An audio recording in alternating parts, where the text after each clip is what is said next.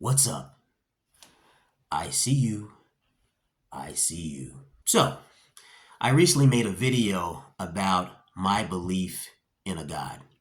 And in that video, I made a pretty controversial statement regarding what I believe to be, or who I believe to be, the creator of planet Earth. And I said I strongly believe that life on Earth was created by a demonic force. And I said my overall beliefs on this topic, as far as who is the creator of planet Earth or what is the creator of planet Earth, aligns more so with Gnosticism.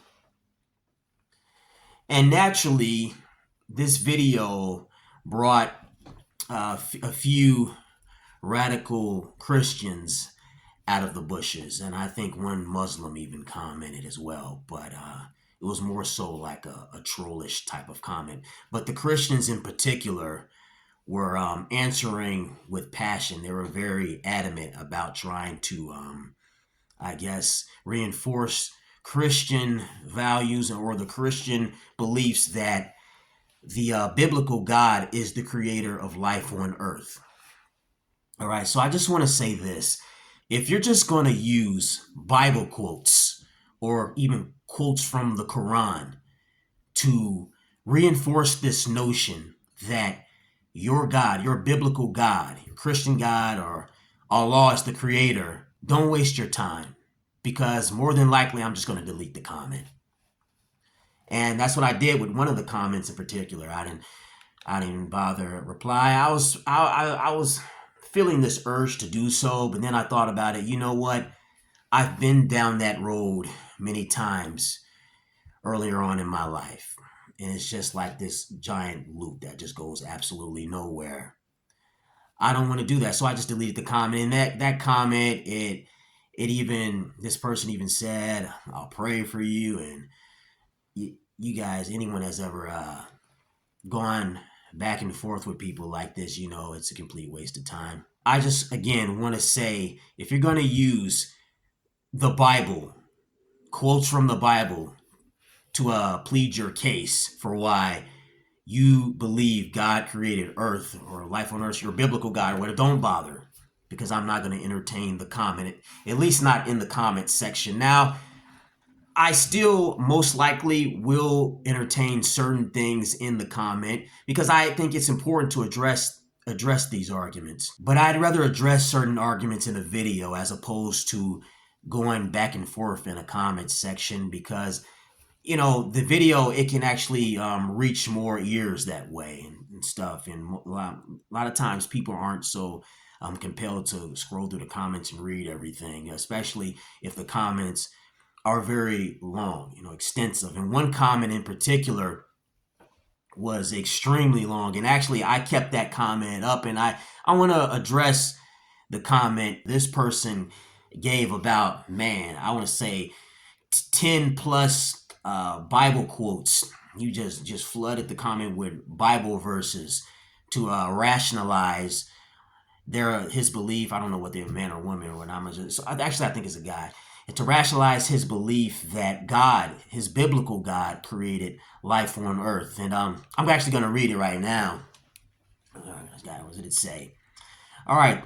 So he says, refuting Gnosticism involves addressing its two core errors. Now, mind you, before I go on, in that video, I said I'm not a full-fledged Gnosticist. Now, the way this guy is posing his argument, I guess you could say, is he's posing it as if I'm claiming to be a full-fledged Gnosticist. I said my views align more so with Gnosticism, specifically my views on what I believe to be the creator of life on earth.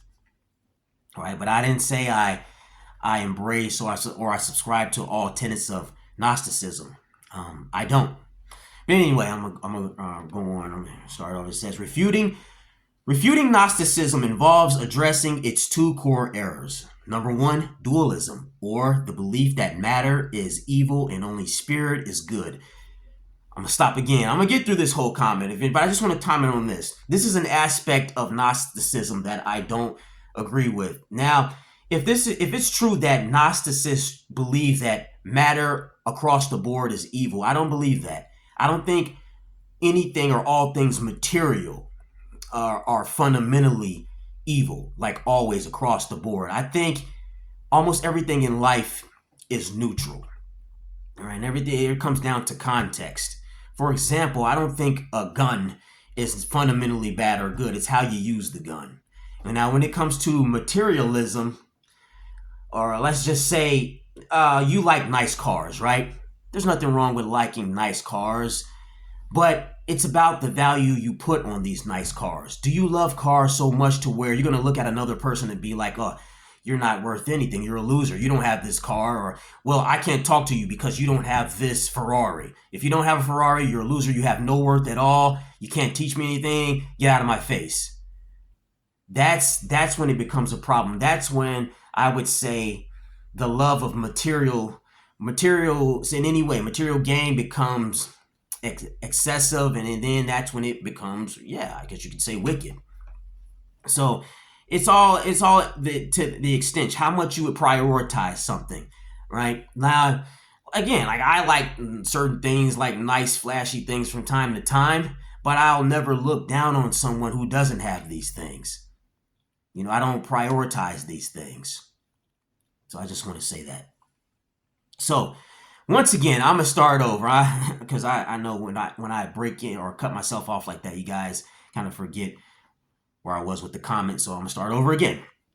This guy says, refuting Gnosticism involves addressing its two core errors. Number one, dualism, the belief that matter is evil and only spirit is good. And secret knowledge, or the idea that salvation comes through hidden gnosis rather than faith in Christ. Again, I want to say I don't necessarily subscribe to this either when it comes to Gnosticism, but I'm going to go on. Now this guy says, here's a breakdown of how to refute these ideas using the Bible. This guy says, number one, the nature of creation. Gnostics argued that a lesser, evil God, or the demiurge, created the physical world. The Bible explicitly contradicts this. Then he goes on to cite Genesis chapter 1, verse 31. He says, and it says, God saw all that he had made, and it was very good. And that's a quote. It says, open quote. God saw all that he had made, and it was very good, end quote. This guy goes on to say, if the physical world were inherently evil, God could not declare it good. All right, so let's stop right there. This guy is using the Bible to basically say, well, God created planet Earth because the Bible says so. Well, first, bro, we got to first ask ourselves, how do we know God really said that? How do we know the biblical God really existed? How do we know who really wrote that Bible? How do we know any of this? So this guy is basically saying his Christian God said, I, or God, created life on earth. Therefore, it is not inherently evil. Therefore, life is good. God said it. See, it must be true. All right. I mean, my mom said the tooth fairy took my tooth and replaced it with a toy yo-yo or some sort of toy. Therefore, it must be true. I mean, oh, come on. Just because somebody says it, just because a book says it, where's the evidence behind it? Where's the evidence? Where's the evidence or the proof that God really said that? Or this God really does exist? And you also have to ask yourself, good, when he says the world cannot be declared inherently evil, the world is inherently good. Well, Dad, what's God's definition of good? It makes you wonder, is sexual assault good? Inflicting pain purely, out of joy of inflicting pain, is this good? Is gossiping about other people good? Is infidelity good? Is being able to get away with doing all of these things, no punishment whatsoever, is this good?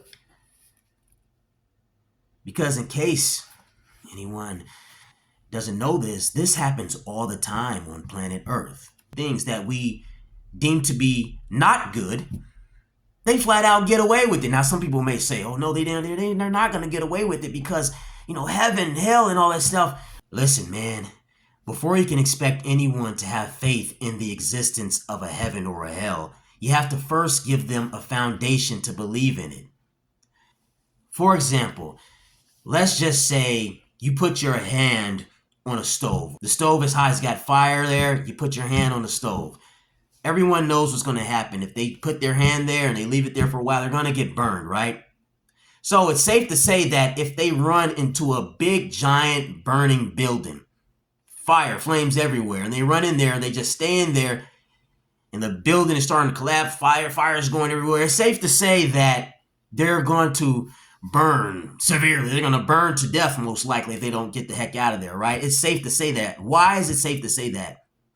Now you don't need to necessarily run into a burning building to know that, man, your life is in trouble if you don't get out of there. You know that simply from knowing what could happen if you put your hand on a stove. Just on a smaller scale, you know what could happen, right? So on a larger scale, you're like, man, I have faith that if I go into that burning building, it's not going to be pretty for me. It's not going to be good. You have faith in it, in that happening to you based on this small example over here with the stove. So the same concept applies to having faith in there being a heaven or a hell. You got to first give us some sort of foundation to believe in these things. And there's no foundation. That's why people feel so comfortable just doing whatever, engaging in wickedness, doing X, Y, and Z to people because they think, hey, I can get away with it. Nothing really is going to happen to me. Now, of course, you have man-made laws that, could punish you if you get caught doing certain things. But man-made law is not really God's law. A man-made punishment and godly punishment are two different things. A man-made law doesn't necessarily prove that God is going to do something to us, or that God is punishing us. If you get thrown in jail, that's not God punishing you. That's just man punishing you, right? And that's why so many people continue to believe that as long as man doesn't catch them, they can pretty much do whatever they want. You know how it's so many people feel so comfortable engaging in all sorts of things that they know go against God's wishes. They know that, but they don't care. And a lot of people like to use the argument that, well, morality is all subjective. There is no right, there is no wrong. It's subjective. No, morality is not subjective. If you can honestly look at someone and say, I wouldn't want them doing to me what I do to them, your moral logic or lack of moral logic is not objective. It's subjective. It's selfish. To look at someone and do something that you wouldn't want done to you. That's not objective morality. So objective morality does exist. It just comes down to the fact that people think just because they can't be punished for certain things that it doesn't exist. Oh, I got away with it, so morality is all subjective. No, that just means you got away with doing something bad. Getting away with doing something bad doesn't necessarily mean, or not necessarily, it doesn't mean that objective right and wrong doesn't exist. It just means you were able to get away with doing something bad. Now, to bring this back to God, why is it that so many people feel so comfortable getting away or doing bad? Because God hasn't given us any sort of real strong, concrete evidence to make us think twice. That's why so many people do it. That's why so many people gossip about people. That's why people use their words as weapons and things like that. That's why people do all sorts of terrible things, verbally, physically. The list goes on, because God doesn't make them think twice. So yes, this is another reason why I don't think life on earth was created by a biblical God, the God that they speak of in the Bible, or the Quran for that matter. I don't. This Christian God, this Islamic God, hasn't given us any reasons to try to live up or carry out any of its wishes at all. Let's use just a very common example. Now, when it comes to sexual promiscuity, right? The Bible says both genders should not be sexually promiscuous, from what I understand. Now, naturally, you have a lot of douchebag guys out there that try to bend this and say, oh, men can do it and stuff. But the point still remains that people totally disregard this aspect of the Bible. because there's no real punishment for it. Like, for example, virginity and all this stuff. Like, virginity is said to be a biblical value or whatever. Virginity or not. But how many virgins do you see running around out here? Ain't too many virgins around here. Why? Because there's no real punishment for not being a virgin. There's not. And nobody is what do you call it? I guess you could say fearful enough of the consequences, the set consequences of just losing their virginity, like whatever, like just throwing a frisbee. Because nobody believes in God. No one really believes in a heaven or a hell. No one believes and this is the biblical God's fault. This is the biblical God's fault. He's not giving anyone a reason to believe. He should damn sure hasn't given me a reason to believe that he is or it is the creator of life on earth. So people just go around doing whatever they want and stuff. Now, again, I use virginity as an example. I'm not a Christian, so I don't think it's morally wrong to not be a virgin, but I'm just using that as an example. People just throw that to the wayside. Virginity is a very uncommon thing amongst people who claim to be Christians, and they're losing it at 13 years old, as young as that. It's crazy, man. And so I also want to say this, because I want the main message of this video to be that, dude, don't use Bible quotes and stuff to try to justify or rationalize the notion that your biblical God, your Christian God, Allah, whatever, created life on earth. Now, like I said in the first video, I see aspects of certain religions that have value. Like if you're going to give a quote, for example, right, it should at least be a quote that has some sort of direct, tangible relevance in the real world. Like a quote or anything regarding the lines of how we should treat others, be kind to others and be mindful of how your words have power and things along those lines. You notice nobody ever quotes these aspects of the Bible, right? They never quote it. Like, for example, let's take Proverbs, was it 18:21? Either it's 18:21 or 18:31, but it said, it goes somewhere along the lines of death and life is in the power of the tongue, and those who love it will reap its fruit or something, or eat its fruit. I can't remember the quote word for word, but a lot of people ignore this quote. And the meaning of this quote, and the reason it's so strong, is this quote is encouraging us to be mindful of our words and how our words have power, and they can bring life and, yes, death. They can cultivate both things, but nobody seems to care about this. Everybody just seems to be obsessed with free speech. Free speech, I can just do whatever I want, say whatever I want.